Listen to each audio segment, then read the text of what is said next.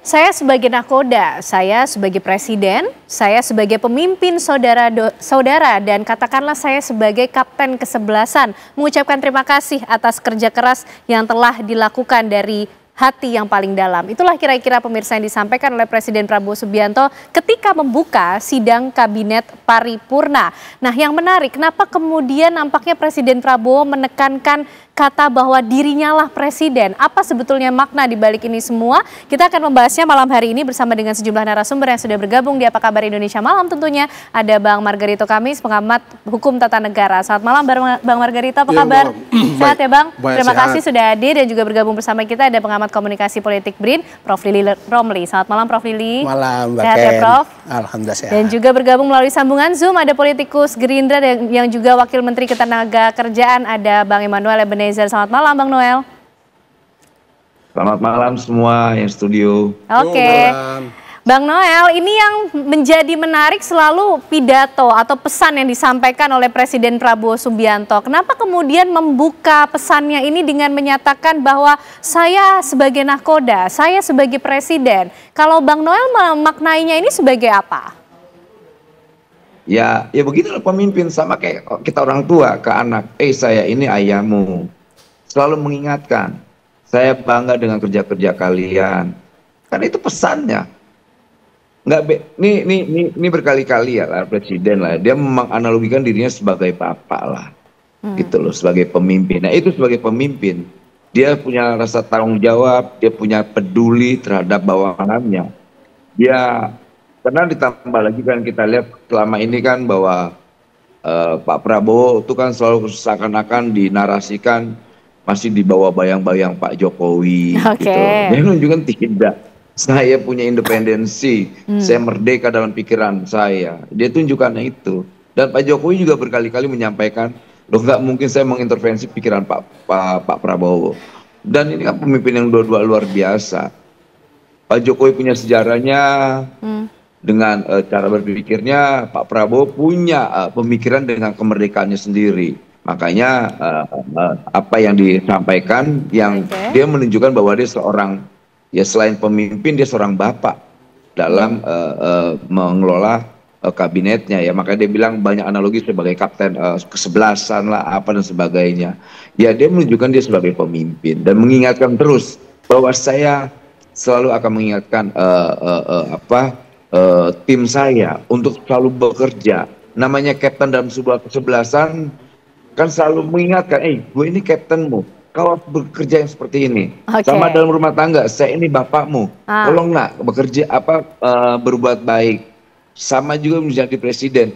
Ini kan selalu pendekatan-pendekatan yang dengan bahasa-bahasa simbol ya Pak Prabowo ini. Dan menurut saya ini bagus sekali ke depan bahwa Pak Prabowo ini selalu menghargai, selalu mengapresiasi timnya lah atau kabinetnya lah di pemerintahan kabinet Merah Putih ini. Baik Bang Noel. Prof. Lili, ini bahasa simbol yang dipilih Pak Prabowo untuk semakin memvalidasi bahwa dirinya adalah presiden yang independen. Tidak ada bayang-bayang presiden lain dalam memimpin pemerintahan ini.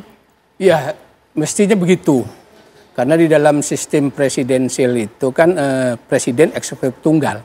Semuanya adalah bawahannya, termasuk wapres sebagai pembantu gitu, meskipun ya dipilih bersama gitu kan. Nah sebagai eksekutif tunggal, segala keputusannya tidak boleh dipengaruhi, diintervensi oleh siapapun gitu. Nah kan tapi problemnya kan publik memandang bahwa Pak Prabowo ini nggak independen. Ada yang mempengaruhi gitu. Atau ada yang membayangi. Ada yang membayangi. Salah satu isu krusial yang selalu ditujukan adalah kok reshuffle kabinet tuh maju mundur terus. Ada apa? Kan pertanyaan seperti itu yang muncul. Oleh karena itu ketika bahwa Pak Prabowo sebagai kapten itu harus ditunjukkan. Dan sebenarnya memang ada beberapa kejadian atau kasus yang menunjukkan Pak Prabowo sebagai kapten. Ya terakhir aja lah kasus terakhir yang kita sebut heboh tentang abolisi dan amnesti. Di situ kan ada dugaan politisasi untuk kasus Pak Lembong, Pak Tom dan kasus Pak Hasto. Tetapi kemudian secara berani Pak Prabowo mengeluarkan abolisi dan amnesti itu gitu. Ingin Itu menunjukkan bahwa ini loh memang saya ini sebagai kapten gitu. Tetapi publik kan nggak seperti itu aja, karena memaknai juga lain. Ini jangan-jangan gitu kan, jangan-jangan publik melihat bahwa tindakan memberikan abolisi amnesti di balik itu ada tujuan-tujuan politik juga, pencitraan dan lain sebagainya. Nah sekarang publik ditujukan kepada reshuffle kabinet itu gitu. Nah, kapan ini dilakukan gitu? Meskipun memang kata Pak Prabowo kabinetnya ini solid, bekerja dipenuhi dengan kerja baik, keras, karya, prestasi dan sebagainya. Tetapi publik melihatnya lain lagi gitu loh. Melihatnya lain lagi. Nah ini kan memang perlu dicermati oleh Pak Prabowo. Gitu. Baik, kalau Bang Margarito melihat seperti apa dalam ketatanegaraan, Bang? Seorang presiden kemudian mengungkapkan di awal dalam sidang kabinet paripurna terhadap para menteri yang dipimpinnya bahwa dialah presiden, begitu. Begini, presideo, to stand guard, ya, chief, superintendent, he is chief, itulah presiden. Sit before, itulah presiden. Setuju gitu kalau Anda baca tata negara, jabatan ini jabatan tunggal. Jadi ini sebenarnya cuma penegasan biasa aja gitu ya. Tidak ada apa, toh dengan atau tanpa penegasan itu pun tetap saja presiden tetaplah seorang presiden. Dia adalah kepala eksekutif, dia memegang seluruh tanggung jawab pemerintahan. Ya pemerintah ya presiden. Saya kira apa yang dia katakan tadi sekadar menegaskan kembali bahwa kita bekerja dan saya pemimpin Anda gitu ya.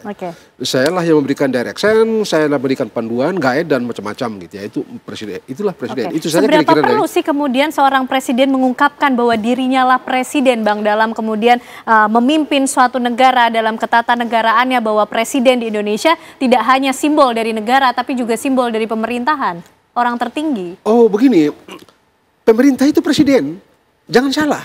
Yang disebut dengan government itu, eksekutif itu presiden, tidak ada yang lain. Ini pembantu semua. Itu makanya menteri-menteri itu disebut pembantu ya. Kalau di tata negara kita, kalau di Amerika Serikat itu disebut dan secretary. Istilah menteri itu istilah parlementer. Begitu. Jadi memang dia memegang tanggung jawab, dia adalah pemerintah, dia memegang tanggung jawab karena pemerintahan. Yang lain-lain itu ikut membantu. Tidak kurang dan tidak lebih.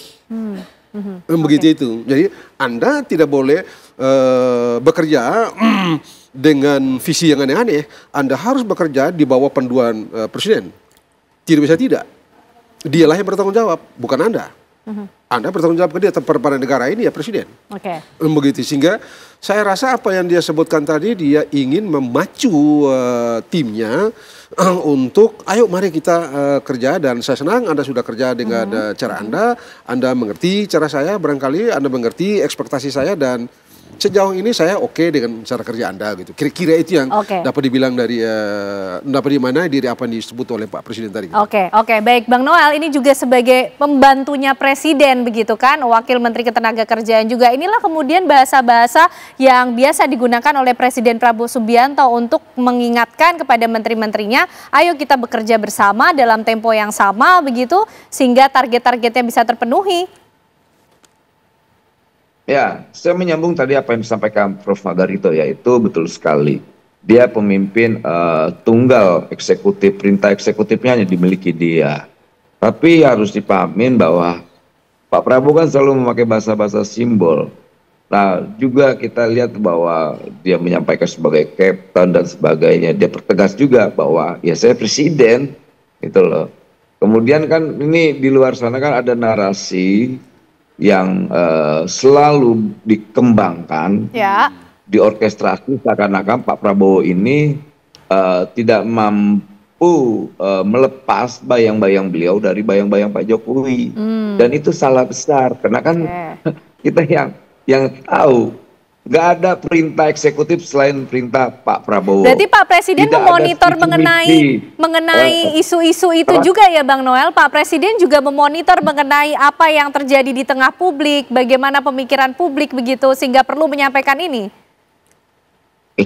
Presiden bukan soal pikiran publik tapi pikiran rakyat juga. Oke. Gitu loh. Dia tidak terlalu pusing dengan pemikiran netizen. Dia hanya pusing kalau rakyat itu lapar. Kalau rakyat itu hari ini susah.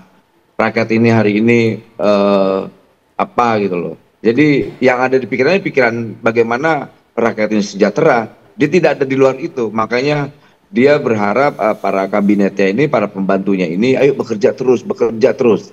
Jangan pernah berhenti. Lihat nih di luar sini banyak sekali tantangan-tantangan yang dikritik oleh kawan-kawan di luar sana. Nah, kritikan itu dianggap menjadi tantangan buat kita bekerja. Jadi apa semakin dikritik, ya Pak Prabowo semakin semangat untuk melakukan kerja-kerja atau menunjukkan kerja kabinetnya gitu. Baik, Prof. Lili. Jadi ini tidak hanya pesan kepada para menteri yang membantunya di Kabinet Merah Putih, tapi juga nampaknya Pak Prabowo ingin menjawab apa yang menjadi suara-suara sumbang di luar sana, Prof? Iya, betul. Saya kira itu bagian untuk merespon kritik-kritik yang muncul bahwa seperti katakan oleh Pak Noel tadi, Pak Noel, bahwa Pak Prabowo disangka masih dalam bayang-bayang Pak Jokowi. Tapi problemnya Mbak kan begini. Apakah pesan yang disampaikan bahwa saya adalah kapten itu diturutin nggak oleh para menterinya? Itu kan yang jadi pertanyaan gitu loh.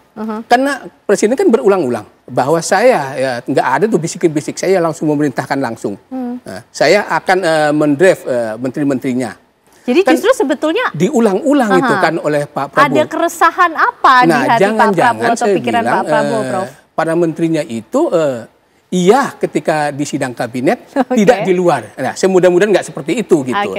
Kan kita tahu memang kalau lihat dari gerbong menteri kan ada 5 gerbong kan. Pertama gerbong petahana, kedua gerbong partai politik, ketiga gerbong Pak Nol relawan, keempat gerbong dari ormas-ormas, kelima teknokrat. Nah, yang banyak itu kan petahana, partai politik, relawan. Nah, dia menganggap nggak sebagai kaptennya Pak Prabowo? Atau ada kapten lain? Kan pernah ada terjadi diskursus juga, wacana gitu loh. Ada matahari kembar dan lain sebagainya. Nah, sekarang ditekankan lagi. Saya kira pesan itu bukan hanya untuk disampaikan ke publik bahwa dia adalah kapten, tetapi juga ke menteri. Kalau enggak nih, saya kasih SP. Jadi harus melepaskan atribut-atribut yang dibawa sebelumnya ketika sudah menjadi menteri di Kabinet Merah Putih. Karena yang lebih penting adalah pesan itu untuk para menterinya, para pembantu, bahwa saya adalah Pak Prabowo itu eksekutif tunggal. Jangan macam-macam gitu. Kalau ke publik sih kan publik cuma berharap aja, nggak punya kekuatan apa-apa. Kita dan senang bahwa Pak Prabowo itu memang harus menunjukkan sebagai kapten. Seperti itu. Bang Margarito, ini seperti apa? Adakah kemudian studi juga yang mempelajari mengenai hal ini ketika kemudian Presiden mengungkapkan dirinya lah Presiden di depan para menteri, para pembantunya, karena kemudian ingin memastikan bagaimana stabilitas atau jalannya pemerintahan, melepaskan atribut-atribut yang dibawa oleh para menterinya. Begini, ini biasa saja. I'm Presiden, itu di mana-mana selalu begitu juga memang. Satu, mungkin kalau orang politik yang mengatakan bahwa ini juga memberikan pesan kepada orang-orang di luar yang tadi beliau bilang boleh saja begitu, tapi pernyataan-pernyataan ini biasa saja, tidak ada yang istimewa begitu ya. Yang kalau tadi dikhawatirkan nanti misalnya di dalam sidang kabinet atau di paripurna itu ngomong oke di belakang jalan aneh-aneh begitu ya, berbeda begitu, gampang kok dideteksi kok. Gampang banget dideteksi gitu, sangat gampang gitu. Saya mengerti di beberapa aspek itu, saya tahu ada hambatan-hambatan kecil. Misalnya Menteri Koperasi kemarin itu peresmian, sebelum peresmian Koperasi Merah Putih itu ya. Nah, saya tahu kebijakan kayak itu tidak cukup mulus juga sebenarnya yang di-drive oleh teman saya, oleh Wamen Koperasi gitu ya. Saya tahu dia mengalami tantangan luar biasa. Tantangan yang luar biasa sebenarnya, tetapi dengan satu tindakan kecil, tantangan itu hilang dengan sendirinya. Yang mau saya katakan adalah bahwa keberanian, kemauan Presiden untuk bertindak cepat dengan guidance yang teknis, itu yang penting. Dan itu terjadi dalam kasus Koperasi, itu dipecahkan, hambatan-hambatan itu dipecahkan dengan satu tindakan kecil, tapi langsung beres. Oleh Presiden yang mengambil tindakan tersebut. Oleh Presiden. Anda tahu, saya dapat cerita dari Menteri Wamen Koperasi itu, kawan satu itu, mengatakan bahwa mula-mula tidak sedikit orang yang tidak setuju, termasuk aparatur. aparatur itu nggak setuju dengan kebijakan itu gitu ya. Oke. Lalu dilaporin kepada presiden dan keluarlah sebuah kebijakan dan selesai. Oke. Gampang banget gitu. Jangan lupa gitu ya. Di presidensial itu mudah kok kendalikan orang-orang yang keluar aneh-aneh gitu ya. Mudah banget termasuk pemerintah daerah. Orang mengatakan ada otonomi daerah dan segala macam. Kalau saya no way.